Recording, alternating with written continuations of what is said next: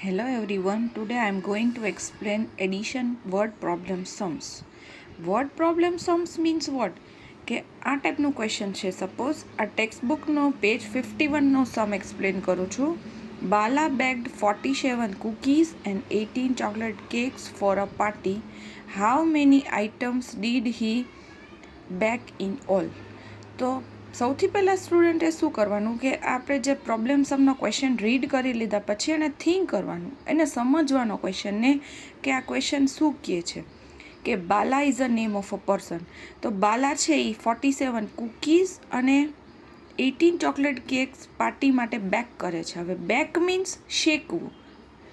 તો એણે ટોટલ કેટલી આઇટમ્સ બેક કરી હશે એ આપણે ફાઇન્ડ કરવાની છે. તો સૌથી પહેલાં શું કરવાનું, અંડરલાઇન ધ સ્ટેટમેન્ટ, મતલબ 47 કૂકીઝ જે નંબર અને એની બાજુમાં થિંગ આપી હોય એને બંનેને એકસાથે પહેલાં અંડરલાઇન કરવાની. 18 chocolate cakes, then items, how many પછી કોઈ બી એક એવો વર્ડ આપ્યો હોય કે જે આપણે સ્ટેટમેન્ટમાં યુઝ કરી શકીએ. તો અહીંયા છે items and here keyword in all. હવે એડિશન પ્રોબ્લેમ સમ્સના થોડા કીવર્ડ્સ છે કે જેનાથી આપણને ખબર પડે કે સમમાં જો આ ટાઈપ્સના કીવર્ડ આપ્યા હોય તો આપણે એડિશન કરવાનું. તો પેજ નંબર 50 છે ટેક્સ્ટબુકમાં, એમાં થોડા કીવર્ડ્સ આપેલા છે. Add, all together, combine, increase, together, sum, in all અને ટોટલ. એડ એટલે જે નંબર્સ આપ્યા છે એનું એડિશન કરવાનું. ઓલ ટુગેધર બધાનું એડિશન કરવાનું. કમ્બાઇન બંનેનું સાથેનું એડિશન. ઇન્ક્રીઝ કે નંબરને ઇન્ક્રીઝ કરવાના ટુગેધર એટલે સાથે. સમ એટલે બંનેનું સમ કરવાનું. ઇન ઓલ બધાનું સમ, ટોટલ એટલે કુલ.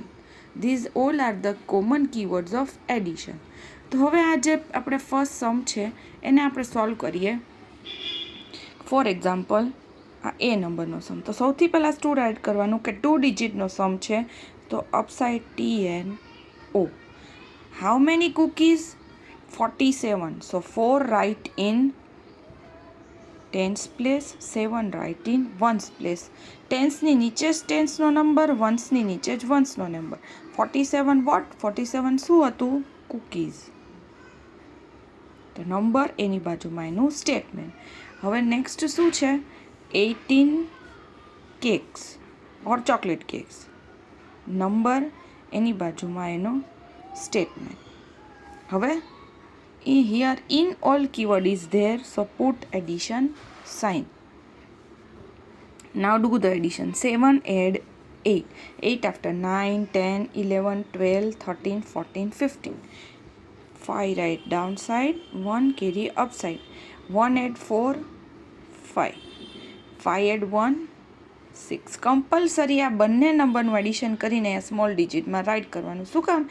કેમ કે ક્યારેક સ્ટુડન્ટ છે ને આ એડ કરતાં ભૂલી જાય છે નંબર, એટલા માટે. નાવ 65 વોટ? શું મળ્યું 65 આપણને? આઇટમ્સ. અહીંયા આપેલું જ છે એ વર્ડ, એ જ આપણે યુઝ કરશું. બટ ઓલવેઝ જ્યારે એડિશન પ્રોબ્લેમ સમ હોય તો આન્સર માટે નંબર આવી જાય આન્સર એટલે બાજુમાં ટોટલ જ રાઇટ કરવાનું. Total items. Now final statement. Final statement means always એનો આન્સર. ક્વેશ્ચનમાં પૂછ્યું છે ને કે how many items did he bake in all. તો એણે કેટલી આઇટમ્સ ટોટલ બેક કરી હશે? Always final statement start with therefore sign. આ જે ટ્રાયંગલમાં 3 ડોટ છે એને આપણે શું કહી શકાય? Therefore sign. Therefore પછી શું કરવાનું? How to make this final statement. How મેનીની પ્લેસ પર આપણને જે આન્સર મળ્યો ને એ રાઇટ કરી દેવાનું. અને બીજું બધું જનરલી ક્વેશ્ચનમાંથી કોપી થતું હોય છે. પણ અહીંયા શું છે કે did he bake in all. તો કેટલી આઇટમ્સ એણે બેક કરી હશે? તો આપણે શું રાઇટ કરશું કે બાલા છે એ પર્સન છે, બોય નેમ છે. તો હી backed 65 items. Now another sum. 51 girls and 39 boys helped to decorate the school for the annual day event. How many students help in all? તો શું કહે છે ક્વેશ્ચન પહેલાં એ આપણે સમજશું. 51 ગર્લ્સ અને 39 બોયઝ હેલ્પ કરે છે શેમાં? ટુ ડેકોરેટ ધ સ્કૂલ સ્કૂલને ડેકોરેટ કરવા માટે for the annual day event. Annual day પર કાંઈ એક ઇવેન્ટ છે એના માટે સ્કૂલ ડેકોરેટ કરવા માટે 51 ગર્લ્સ અને 39 બોયઝ છે હેલ્પ કરે છે. How many student help in total? તો ટોટલ કેટલા સ્ટુડન્ટ હેલ્પ કરશે? અહીંયા સ્ટુડન્ટ વર્ડનો યુઝ કર્યો છે. વાય? બિકોઝ ગર્લ્સ અને બોયઝ સાથે મળીને જે મળે એને શું કહેવાય? સ્ટુડન્ટ કહેવાય. And here the word total is given. It is a keyword of addition problem sum. Now how to solve this sum? TNO. This one is also 2-digit sum. So first write TNO. Then how many boys?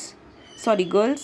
51 girls. So આપણે શું right કરશું? 51 girls. T ની નીચે જ 5, O ની નીચે જ 1.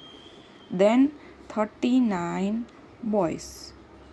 Then here total keyword is there, so put addition sign. Now do the addition. 1 add 9. 9 after 10. 10 is 2-digit number, so 0 write downside, 1 carry upside. 1 add 5, 6. 6 add 3, 7, 8, 9. 90 total students.